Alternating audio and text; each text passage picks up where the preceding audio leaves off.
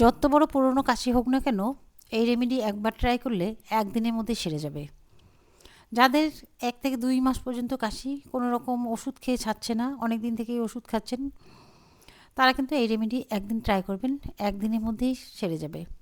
আমার মেয়ের 2 মাস থেকেই কাশি, কোনো রকম কাশি ছাড়ছে না, অনেক ওষুধ খাইয়েছি, কিন্তু কোনো রকমভাবেই রিলিভ হচ্ছে না। একজনের কাছ থেকে আমি এই রেমেডি দেখে তারপরে একদিন রাত 1টার সময় ট্রাই করলাম, দেখলাম তারপরের দিন থেকেই কাশি নেই। তাই ভাবলাম সবার সঙ্গে এই রেমেডিটা শেয়ার করি, সকলেরই উপকারে আসবে। প্রথমে একটা স্টিলের হাতা নিয়ে নিলাম। হাতাটা ভালো করে কিন্তু গরম করতে হবে, প্রচণ্ড গরম করতে হবে।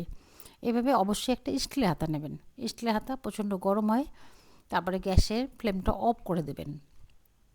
অফ করে দিয়ে এখানে মধু দিয়ে দিতে হবে।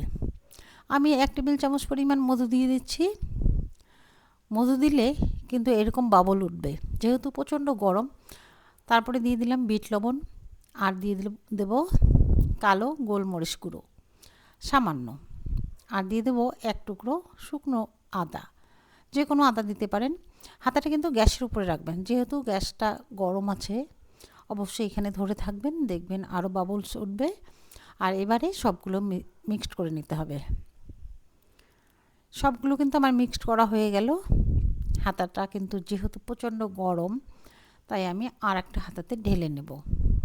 এটা কিন্তু গরম গরম একটু চেটে চেটে খেলে একদম কাশি 100% সেরে যাবে।